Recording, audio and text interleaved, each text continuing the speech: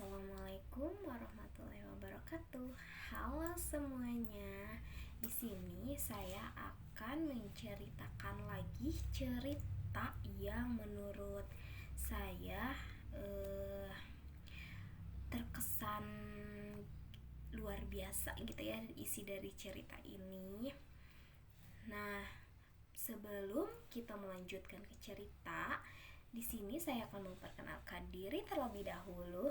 Hai, perkenalkan nama saya Nursidah Nurul Ainaini dengan NIM 23841035. Nah, kalian penasaran gak hari ini saya akan menceritakan apa?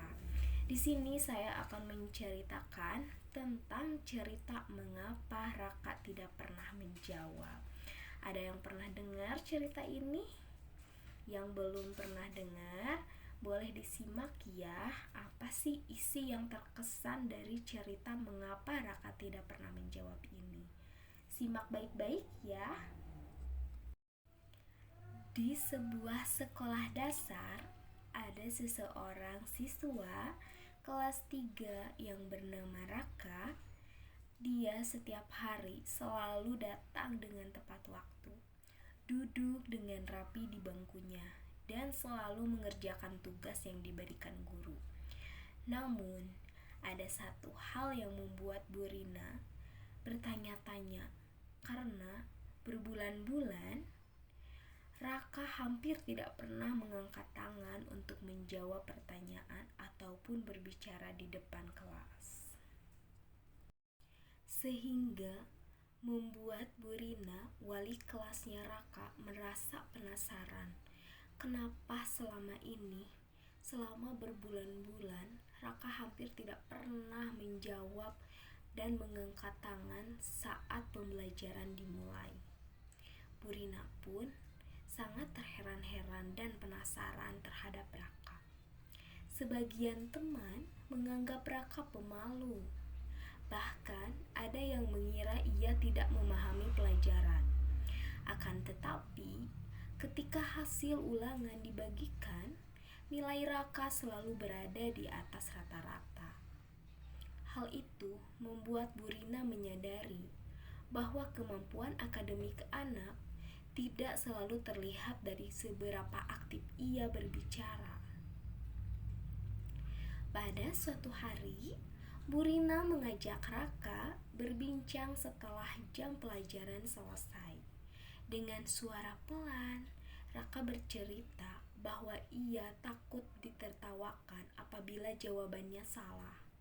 Di rumah, ia sering dimarahi ketika melakukan kesalahan sehingga ia memilih diam daripada mengambil resiko. Sejak saat itu, Bu Rina mulai mengubah cara mengajarnya. Ia memberikan pujian atas setiap usaha yang dilakukan siswa, bukan hanya jawaban yang benar saja. Ia juga membuat kegiatan belajar dalam kelompok kecil agar Raka merasa lebih nyaman untuk menyampaikan pendapat. Dengan cara perubahan Bu Rina dalam mengajarnya, perlahan-lahan perubahan mulai terlihat oleh Raka. Dia mulai berani bertanya, berdiskusi dengan teman. Bahkan suatu hari ia memberanikan diri mempresentasikan hasil kerja kelompoknya di depan kelas. Meskipun masih terlihat gugup, teman-temannya memberikan tepuk tangan yang membuat rasa percaya dirinya semakin tumbuh. Dari pengalaman tersebut, Bu Rina memahami bahwa setiap anak memiliki latar belakang yang berbeda, pengalaman dan kebutuhan psikologi juga yang berbeda. Tugas seorang pendidik bukan hanya mengajarkan materi pelajaran saja, tetapi juga memahami kondisi emosional peserta didik, menciptakan lingkungan belajar yang aman, serta membantu mereka mengembangkan potensi yang dimiliki. Nah, kenapa sih aku tuh suka banget dengan cerita ini? Karena cerita ini menunjukkan bahwa psikologi anak memiliki peran yang sangat penting dalam dunia pendidikan. Ketika guru memahami perkembangan emosional, sosial, dan kepribadian anak, proses pembelajaran akan menjadi lebih efektif.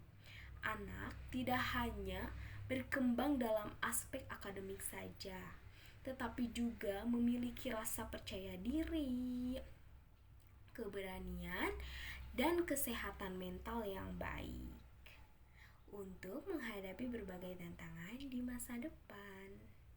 Nah, sekian dari cerita saya.